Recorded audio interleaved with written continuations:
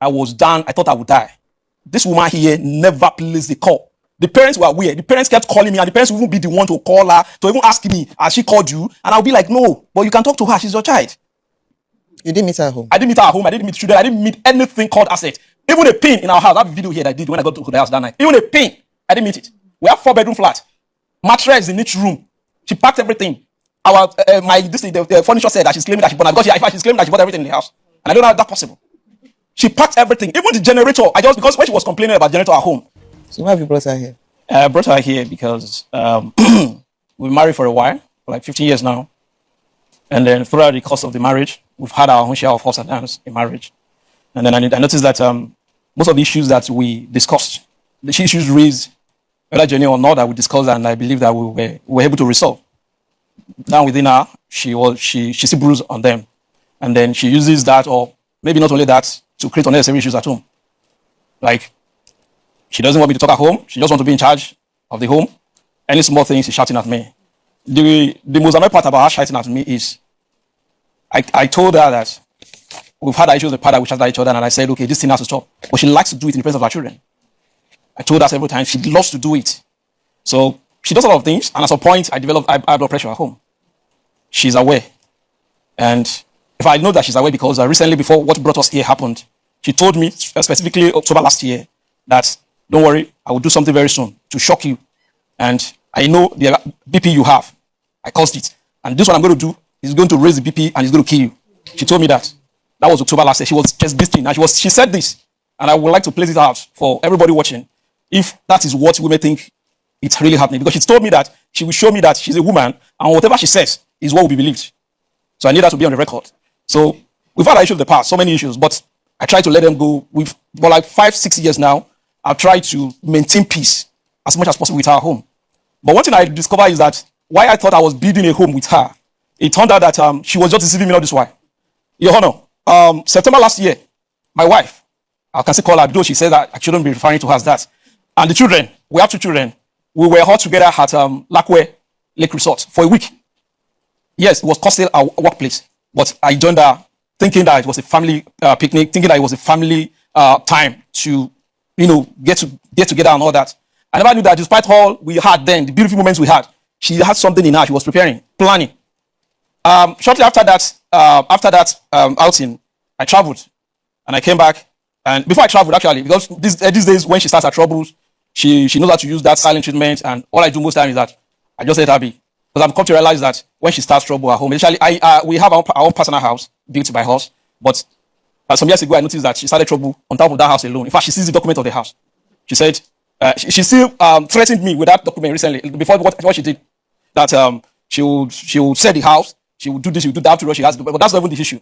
But why I brought that in is that for like 6-7 years now, I had a place outside that I rented. I rented that place because of work anyway. And she knows they come there, the family comes around for holidays, or even at times, like, for example, last year, August, she wasn't around because of her job. And it happened to be the time when the children were on holiday. They were with me. The children were with me throughout the entire August last year until she came back.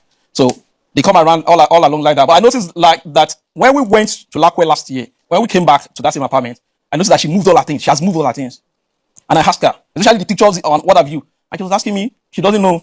I know her stock in trade when it comes to lying flippantly. She doesn't care whether I know that she's lying or not. And she was even telling me, maybe it's people who is the girlfriends. And I know she normally brings in that accusation of girlfriends that she cannot substantiate.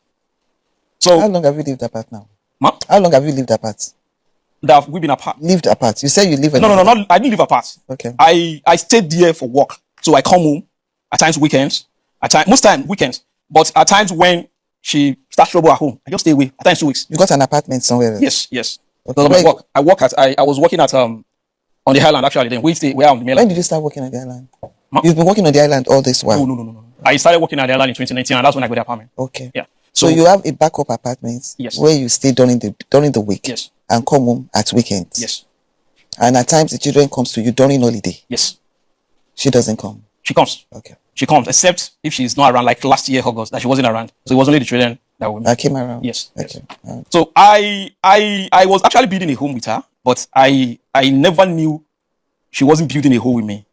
Because she tried all sort of things to manipulate me, to manipulate people against me. I knew my mom for 39 years. We never had issue. 2019, the year my mom died, for 1 month, I didn't talk to my mom because she manipulated my mom. For that 1 month, I was angry with her because of, I don't know how she plays the matter, how she manipulated my mom, that my mom also didn't bother to ask me what happened. She was angry with me, and both of us are angry. Until I got to know later that she even told my mom that she knows how to package a story. Like, my mom didn't know about Lekki. My mom doesn't stay here in Lagos. But she told my mom, I rented a place in Lekki. I've got another woman there, that I even bought a car for the woman. And she did this, she knows how to gaslight, because she did in a way that she was telling my mom. My mom told me this later, that she was telling my mom that the money I should have been sending home, I was wasting it at Lekki or thereabout. And that got my mom hungry. And it caused a rift, serious rift between me and my mom, until we were able to settle it. In fact, the last day I spoke to my mom still referred to it. I never knew to what the last day we talk. She still referred to it. Don't be hungry about the other day. I said, man, don't forget, we sorted it. I've noticed that for one thing at home, even when I'm done, she doesn't care. Sometimes 2021, I recall, I was at my apartment there. I was down. I thought I would die. This woman here never placed the call. The parents were weird. The parents kept calling me, and the parents would even be the one to call her, to even ask me, has she called you? And I'll be like, no, but you can talk to her. She's your child. Throughout that period. And there were other situations like that she would not care. I don't know. Whatever that is, because we didn't start like that. I must be sincere. But I don't know. Now, that period I said I came home November last year, I was down with that high problem, with headache and all that. She didn't say anything. That week, she just told me she was going somewhere weekend though. I said, okay, where?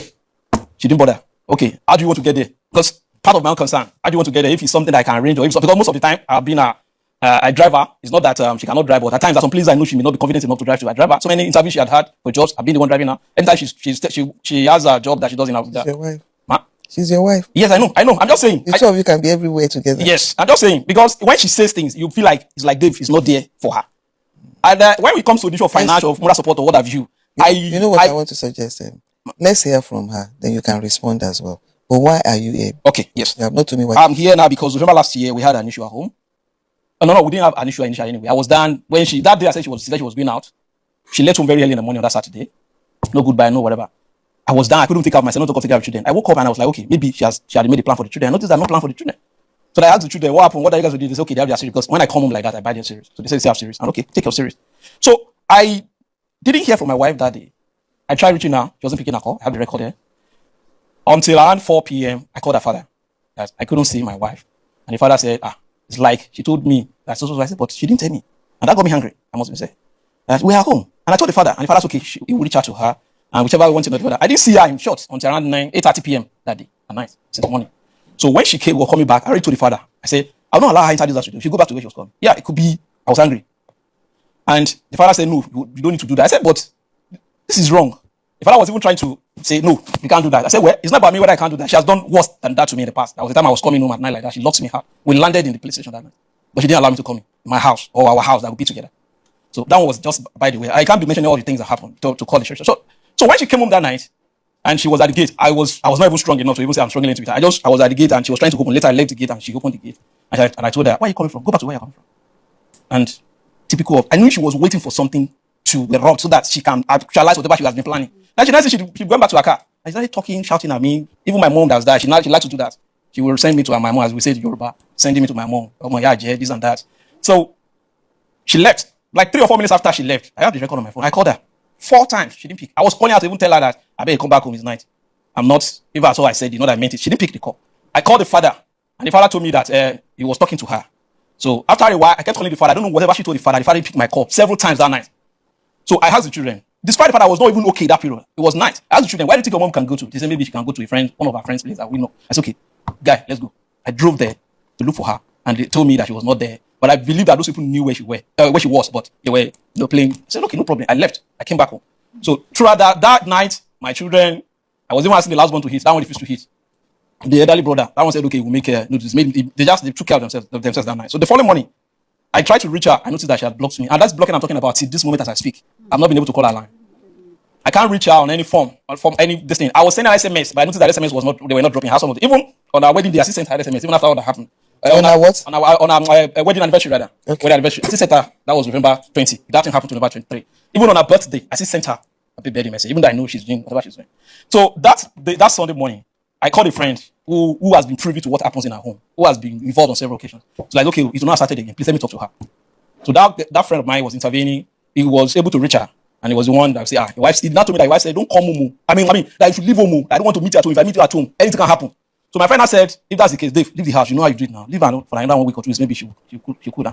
So I had to take the children to her friend's house. Okay, please let me. I know you guys know where she to know it, so please let me call her. She can come home. So I left the home.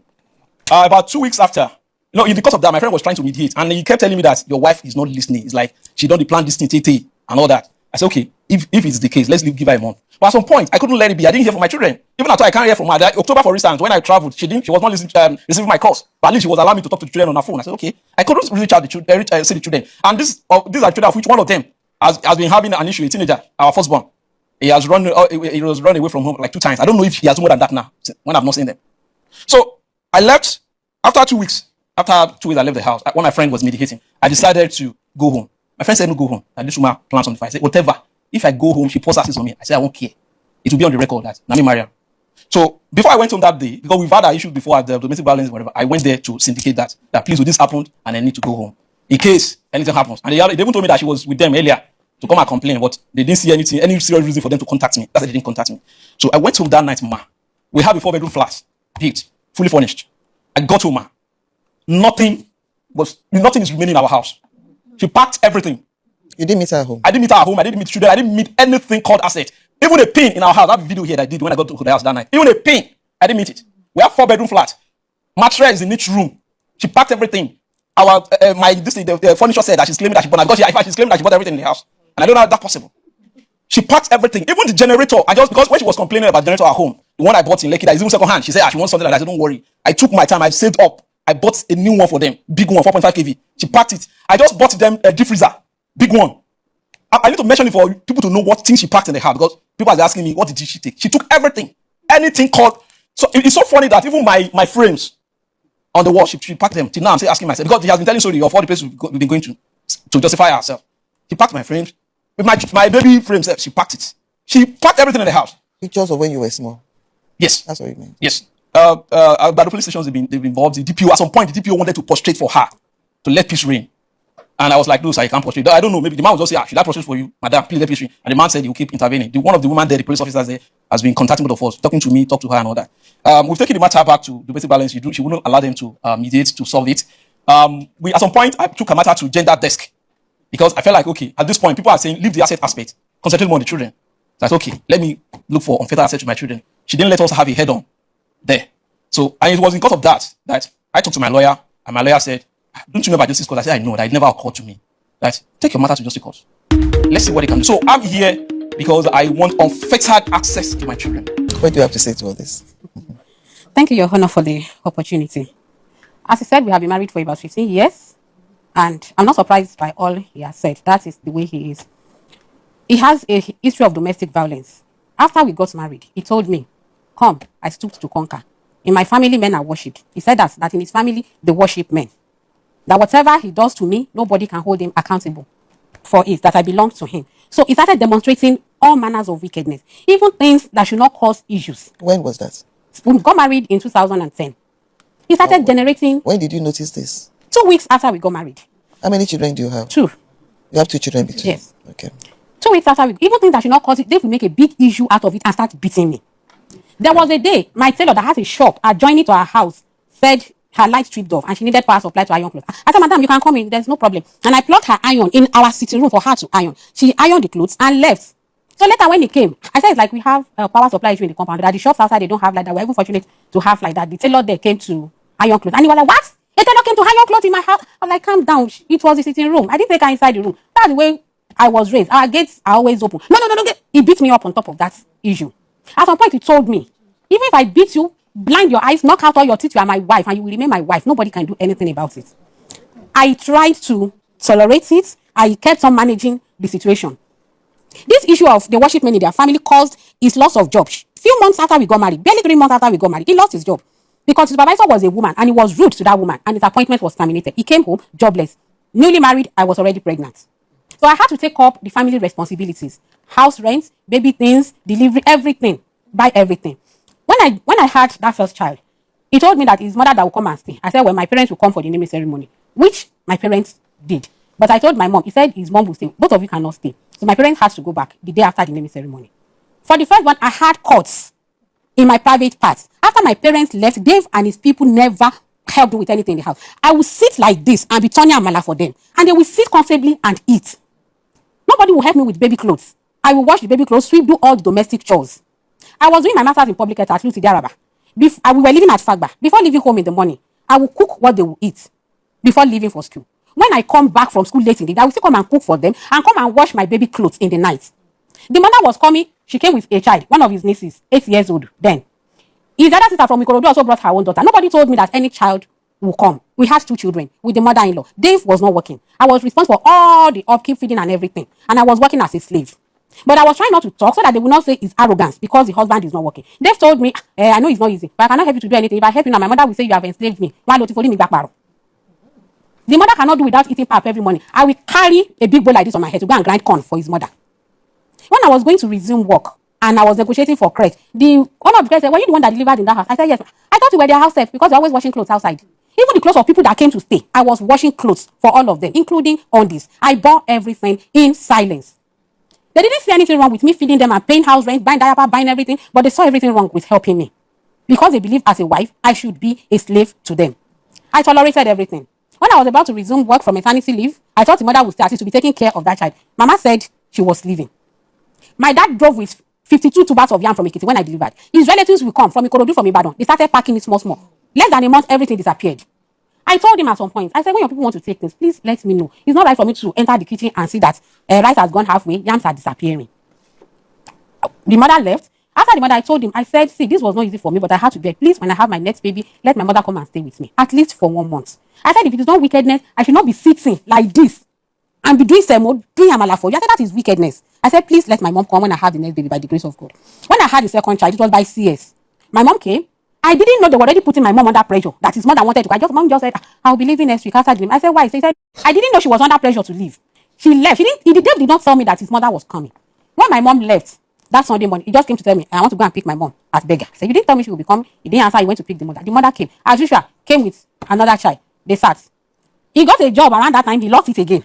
Because of this issue of men being worshipped in their family. He found it difficult to maintain a job at that time. The mother came. I was bearing all the household expenses again at that time. The same thing, nobody was going to help me.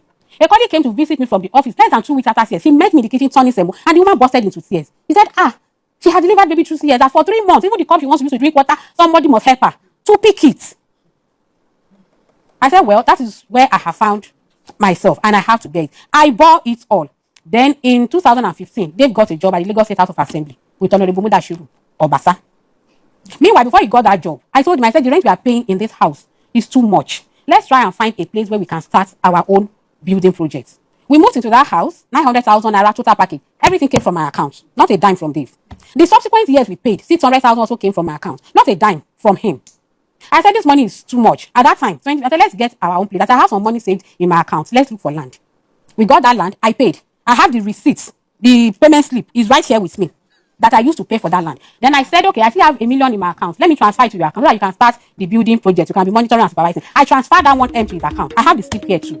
Then I gave him my ATM card. That was not the first time he would have my ATM card. When he lost his job, I handed my card to him, like, so that he will not feel, so that he will not be depressed, so that he will not feel less than a man. No matter the amount they withdraw from my card, I have never asked him what he did with the money. I will just receive the alarm back down. I will believe he doesn't waste money. He must have withdrawn the money for a cogent reason. That was the way he was abusing me and beating me all the time. I was bearing it all, trying to build a home. Because my parents actually warned me not to marry him. They said the way they see him is like he's hiding some behavior that will come. So I was even ashamed to tell them I was in trouble. So I kept enduring it. Then he got a job in 2015 with Honorable Mudashiru Obasa, and Dave came out with full-fledged violence. Then he started dating a girl called Ifeoma Isaac Lovett.